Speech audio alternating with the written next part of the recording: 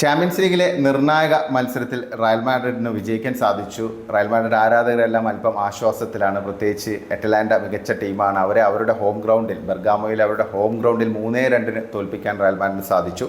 Atalanta നല്ല performance തന്നെയാണ് കാഴ്ചവെച്ചത്. ഇപ്പോൾ റയൽ മാഡ്രിഡിൻ്റെ ഭാഗത്തു നിന്ന് അത്ര ആധികാരികമായ പ്രകടനമൊന്നും നമുക്ക് പറയാൻ പറ്റില്ല. പക്ഷേ എന്നാലും 3 പോയിന്റ് നേടാൻ സാധിച്ചു. തുടർച്ചയായുള്ള 2 തോൽവികൾ ചാമ്പ്യൻസ് ലീഗിൽ നേരിട്ടതിന് ശേഷമാണ് റയൽ മാഡ്രിഡ് വീണ്ടും വിജയവഴിയിലെത്തിയിരിക്കുന്നത്. അതുമാത്രമല്ല എലിമിനേഷൻ ഭീഷണി നേരിട്ടുന്ന റയൽ മാഡ്രിഡിന് അല്പം കാര്യങ്ങൾ സേഫാക്കാൻ സാധിച്ചു. നിലവിൽ 24-ാം സ്ഥാനത്ത് നിന്ന് 18-ാം സ്ഥാനത്തേക്ക് ടേബിളിൽ വരാൻ റയൽ മാഡ്രിഡിന് സാധിച്ചിരിക്കുകയാണ് ഈ ഒരു വിജയം വഴി. പിന്നെ റയൽ മാഡ്രിഡിൻ്റെ ഈ ഒരു മത്സരത്തെക്കുറിച്ച് നമ്മൾ പറയുകയാണെങ്കിൽ ഇതിൽ കുറേ പ്രധാനപ്പെട്ട കാര്യമുണ്ട്. ഒന്ന്, എംബാപ്പയ്ക്ക് ഒരു മൈൽ സ്റ്റോൺ അച്ചീവ് ചെയ്യാൻ സാധിച്ചു.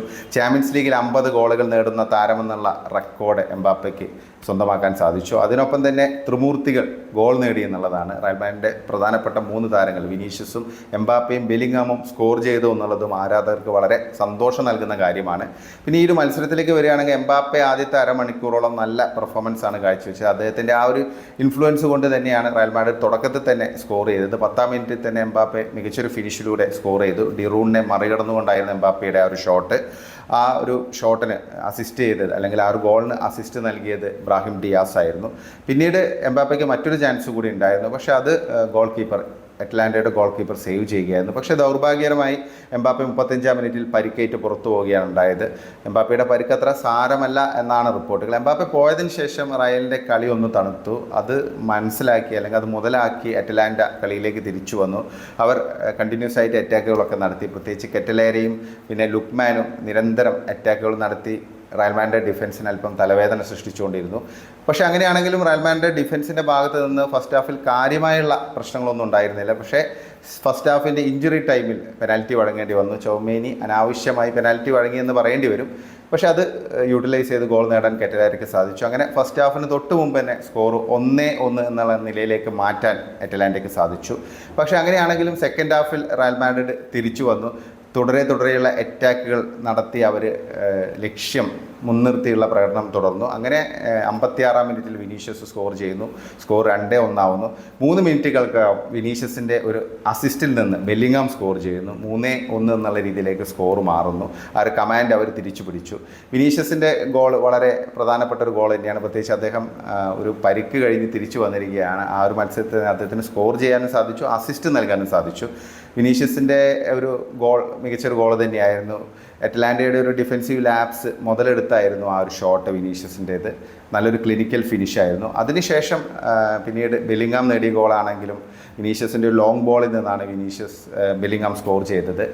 അതാണെങ്കിൽ ഡിറൂണിനെ ഡ്രിബിൾ ചെയ്തുകൊണ്ടുള്ള ഒരു ഷോട്ടായിരുന്നു ബെല്ലിംഗാമിൻ്റേത്. അപ്പം ഈ 2 ഗോളുകളും മികച്ച ഫിനിഷിന് ഉദാഹരണങ്ങളായി മാറി. അതിനുശേഷം 65-ാം മിനിറ്റിൽ അറ്റലാന്റ തിരിച്ചടിച്ചു.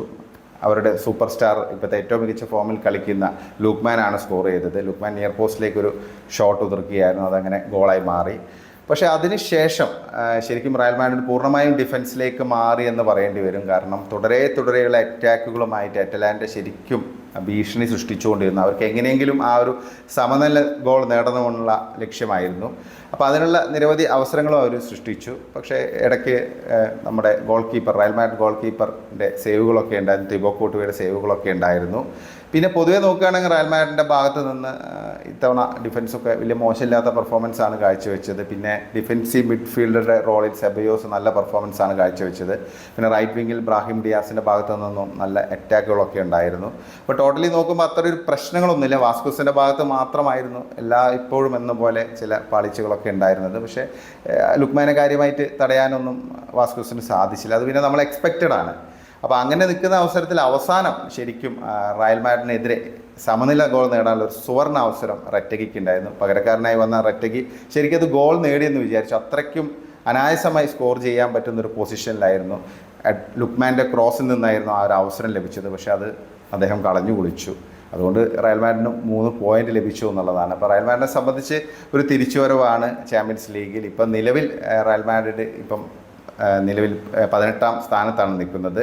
പക്ഷെ അങ്ങനെയാണെങ്കിൽ 3 പോയിൻറ്റിൻ്റെ ഡിഫറൻസ് ഉള്ള 8-ാം സ്ഥാനത്ത് നിൽക്കുന്ന ടീമായ ബയേൺ മ്യൂണിക്കും റയൽ മാഡ്രിഡും തമ്മിൽ റയൽ മാഡ്രിഡ് നേരിട്ട് ചാമ്പ്യൻസ് ലീഗിൻ്റെ റൗണ്ട് ഓഫ് 16ലേക്ക് ക്വാളിഫൈ ചെയ്യണമെങ്കിൽ ആദ്യത്തെ 8 സ്ഥാനങ്ങളിൽ ഒന്നിൽ വരേണ്ടതുണ്ട്. ഇനി വരുന്ന മത്സരങ്ങൾ ഒന്ന് സാൽസ്ബർഗിനെതിരെയാണ്, അത് കഴിഞ്ഞാൽ ബ്രസ്റ്റിനെതിരെ. അപ്പോൾ അതുകൊണ്ട് തന്നെ ഈ 2 മത്സരങ്ങളും വിജയിച്ച് നേരിട്ട് ക്വാളിഫൈ ചെയ്യാനുള്ള സാധ്യതകളായിരിക്കും റയൽ മാഡ്രിഡ് നോക്കുക. എന്തായാലും വലിയൊരു ഡേഞ്ചറിൽ നിന്ന് രക്ഷപ്പെട്ടിരിക്കുക നിലവിലെ ചാമ്പ്യൻസ് ലീഗിലെ രാജാക്കന്മാരായ റയൽ മാഡ്രിഡ് നിലവിൽ ഒരു ചെറിയ റിലീഫ് അവർക്ക് ലഭിച്ചിരിക്കുകയാണ്. ഇപ്പോൾ 24-ാം സ്ഥാനത്ത് നിന്ന് ഒറ്റയടിക്ക് 18-ാം സ്ഥാനത്ത് എത്തിയിരിക്കുന്നു എന്നുള്ളത് ഒരു ആശ്വാസം നൽകുന്ന കാര്യമാണ്. പിന്നെ ഈ ഒരു പെർഫോമൻസ്, അറ്റ്ലാന്റയുടെ പെർഫോമൻസ്, അവർക്ക് ഒരു ബിഗ് സല്യൂട്ട് തന്നെ കൊടുക്കണം. അവർ ശരിക്കും ഒരു സമനില അർഹിച്ചിരുന്നു, പക്ഷേ ദൗർഭാഗ്യകരമായി അവർക്കത് സ്കോർ ചെയ്യാൻ സാധിച്ചില്ല അവസാനം കിട്ടിയ അവസരങ്ങൾ.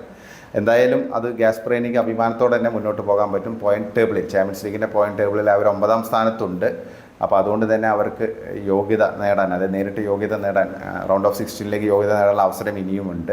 അപ്പോൾ ഇങ്ങനെയാണ് ഈ ഒരു മത്സരത്തെക്കുറിച്ചുള്ള ഒരു ടോട്ടലായിട്ട് നമുക്ക് തോന്നുന്ന ഒരു വിലയിരുത്തൽ. നിങ്ങൾക്ക് എന്താണ് തോന്നുന്നത്? റയൽ മാഡ്രിഡിൻ്റെ ഈ ഒരു പെർഫോമൻസിനെയും അറ്റ്ലാന്റയുടെ ഈ ഒരു പ്രകടനത്തെയും നിങ്ങൾ എങ്ങനെയാണ് വിലയിരുത്തുന്നത്? നിങ്ങളുടെ വിലയേറിയ അഭിപ്രായങ്ങൾ കമൻറ്റായി രേഖപ്പെടുത്തുക.